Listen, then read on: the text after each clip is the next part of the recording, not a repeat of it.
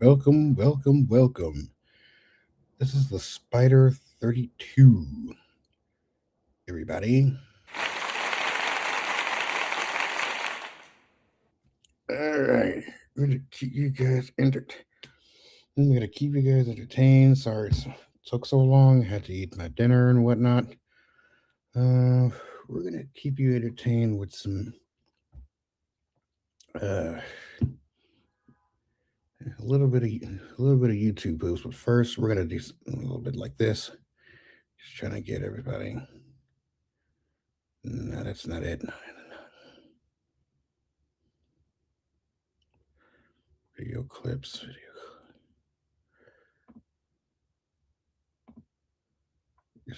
Just bear with me for 1 second.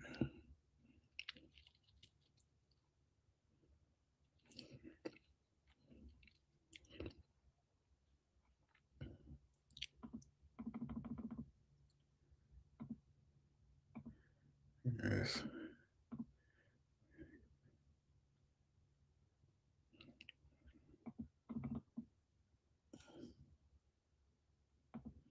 Pay the chat.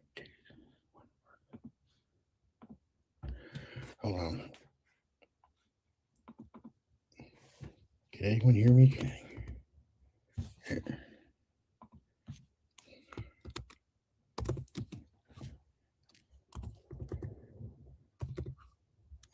Lindsay. Leaving.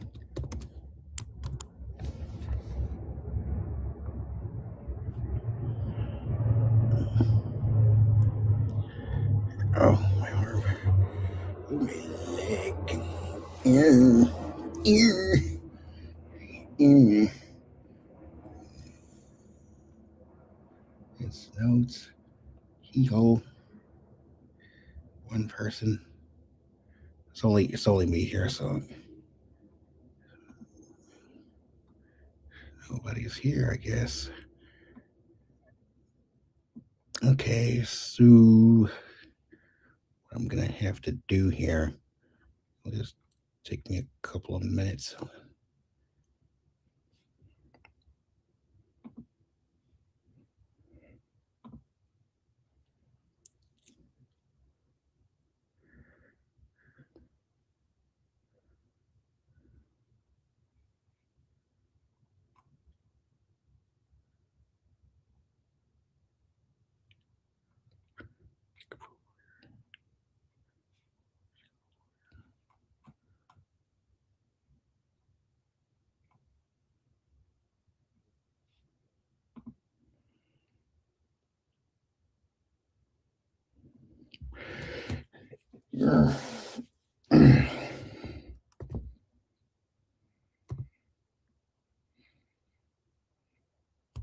Please bear with me, please.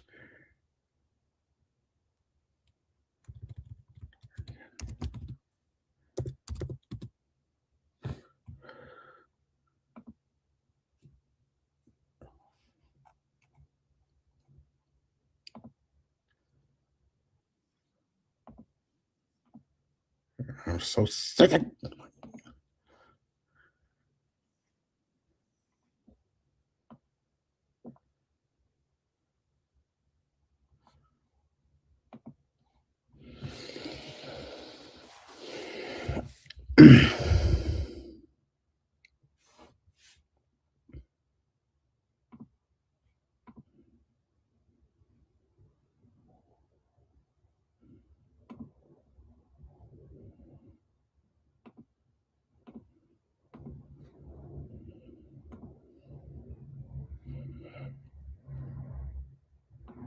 So I'm sorry in advance if you see me reading.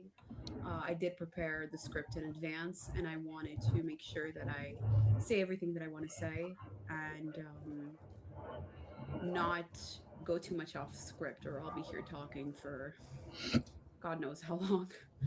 So anyway, as someone who specializes in community mental health abuse and manipulation, I could no longer remain silent about this. As you know, my channel is rarely political, but this is not political at all. This is so much more than that. And you will understand as you listen to this video. What has happened in Iran is something that might seem very familiar to people who are familiar with coercive control. This is how cults operate. This is how narcissistic systems remain in power. Fear is enforced and obedience is rewarded. Except in this case, the reward is survival, which is often the case when it comes to emotional abuse. Resistance is publicly destroyed so everybody understands their place and learns the lesson. And the most shocking part about this, and why I am so vocal about this, is that people are not being killed because of war. They are being killed because they are not submitting.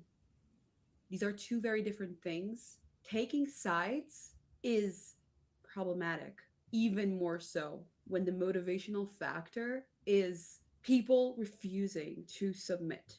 There is this huge hypocrisy when it comes to talking about Islam and Islamists. And if you follow my other channel, Jennifer Rolls, you will probably know that I'm quite familiar with the gaming community. And this is going to come up now because I heard a lot of people getting vocal and being loud as hell when EA was bought by Saudi Arabia.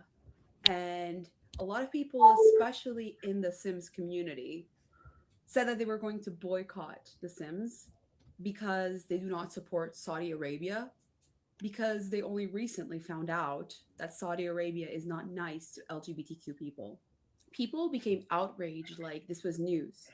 And I understand because in the West, especially in certain countries in the West, there is not that much awareness to what goes on outside of the West. But this was odd to me from the start because the focus was only on how a country like Saudi Arabia is oppressive and abusive to LGBTQ people, ignoring completely that the problem is a lot bigger than that. These regimes, this regime, is not only oppressive and advocates mistreatment of minority groups, it is mistreating people that make up part of half of the population. That is women. Women are not allowed to exist without permission. They don't have a voice. And this is the example of Saudi Arabia. But we have this example in pretty much any country where Islam is the driving force, where Islamists are the head of the government. An Islamic regime is killing people publicly, executing them for saying that enough is enough and that they will no longer be oppressed. And what is most frustrating about this, besides the fact that it's a massacre, is that the West remains silent. And I have a question. I have a legitimate question here. Where is the noise? Where is the revolt? Why is everyone so quiet? Well, I know the answer to this because this is what happens with coercive control. This is what happens when societies are manipulated long term in a way that is so quiet, but at the same time very loud to our subconscious minds, to the point where we know that if we talk about something, we might get threats, we might be putting our lives at risk, which happens to the people who speak out against these regimes. It has happened in the past, it happens in the present, and most likely, if there's not a change, it will happen in the future. Islam killed thousands in days in Iran for revolting against their oppressive system that has spent decades dismantling their culture, their freedom, and their livelihoods. And that needs to be said clearly without euphemisms. And the silence is the problem. But we need to understand why is there silence to start using our voices, to start being loud, to start being the voices of the people who need. Protecting Islamic regimes, as I said before, it's not news. And it is the protection of the abuser. Something that, again, if you are familiar with this channel and what I talk about here, especially with the coercive control and manipulation, you know that this is quite usual. And you would also know that I do not stand for that. So I want to dig deeper into it all today. And there's a lot to talk about, so get ready. And the pattern is very old. Point the finger at the West, call it uniquely oppressive and patriarchal. And yet, here in the West, I am allowed to show my hair. I'm allowed to speak my mind. I'm allowed to be myself fully, regardless of being a woman or a man. Meanwhile, Islamist regimes have brutalized their own population throughout history, and they are still treated as sacred ground, where criticism is forbidden. And that is how abusive systems survive. That is how oppression survives. That is how people continue to get manipulated into staying silent. And as someone who has survived abuse and been tortured at the hands of manipulation and emotional manipulation, I don't just watch things like this happen while staying quiet. I can't. This is very common in cults. Outsiders are framed as the enemy, and internal violence is justified. The victims are told that their suffering is necessary, even sacred, to their gods. And anyone who speaks up is accused of hatred, of ignorance, of betrayal, even. And the same psychology is at work here, just scaled up to millions of people. If we remain silent, it not only keeps these systems intact, it keeps the victims trapped. And it teaches people that survival is based on compliance, which is often what happens when people are in a domestic violence situation where they know that if they're silent, if they're quiet, if they're accepting, if they find an excuse for what they're going through, they can survive another day in that situation. They can let another day go by.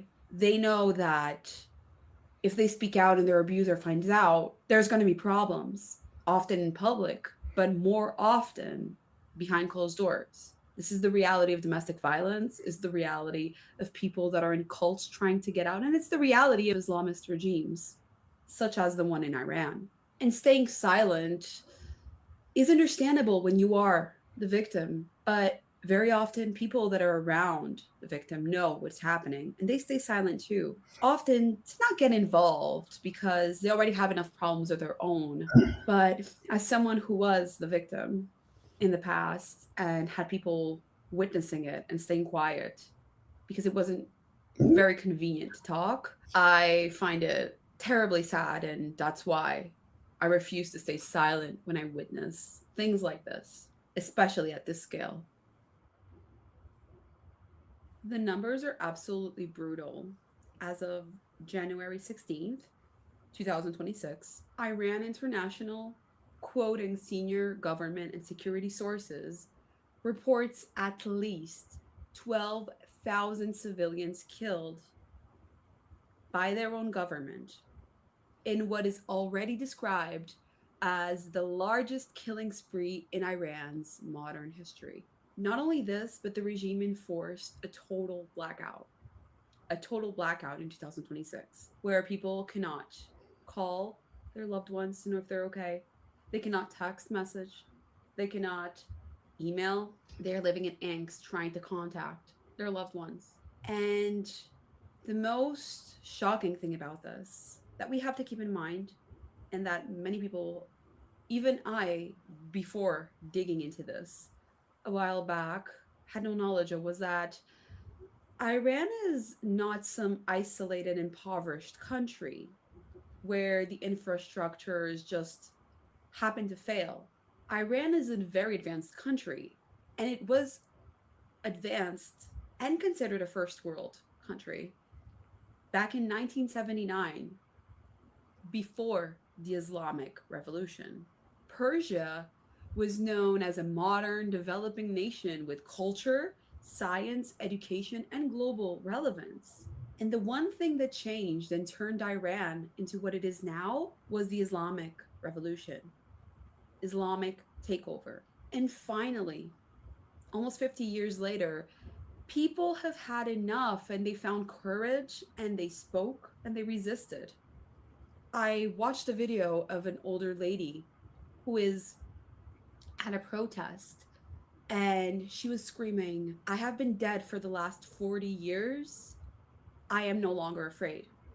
If that doesn't send shivers down your spine, I don't know. Mhm. Maybe you're not understanding the whole situation, but I'm here to explain. And again, these deaths are not casualties of war. They are executed one by one, picked and dragged by Islamists because they refuse to submit, because they have had enough, because they want a voice. Doctors that are inside Iran have said that what we are seeing here in the West, of what's happening in Iran, barely scratches the surface of what's really happening. The hospitals are overwhelmed and gunshot wounds are close range. And the scale of injuries defies belief, and most of it never reaches international media because international media cannot point the finger at an Islamic regime. Islam must be protected at all costs, even at the cost of thousands of lives. سلطان قلبم تو هستی تو هستی دروازه های دلم را شکستی پیمان یاری که قلبم تو بستی با من پیوستی اکنون اگر از تو دورم به هر جا یار دیگر Citizens are unarmed. They're simply using their voice. That is their weapon. And yet, for using their voice, they are being silenced through death and through the cutting of all communication lines. And this is the exact same tactic that abusers use: isolate the victims, remove witnesses, and make the harm invisible to the public eye, where no one can see it and no one can help. And despite this, there are still a few fragments that still escape because of Starlink satellite smuggled in by activists in Iran to allow a little bit to come out. But even the partial reporting shows that the violence is nationwide. And the regime justifies these killings by branding protesters enemies of God. But what kind of God would advocate for the death of people just because people don't want to remain silent? It makes no sense to me, because Okay. if there is a God and God gave you a voice, it's for you to use it. whether you're a man, a woman, a child, if you have a voice, it's to be used. And yet, murder is sanctified by religion. And you could argue. Okay, running out of charge here, but to anyone who's watching this, hopefully, thank you for watching. I will play the second part on tomorrow. This is Spider 32, and I'm out.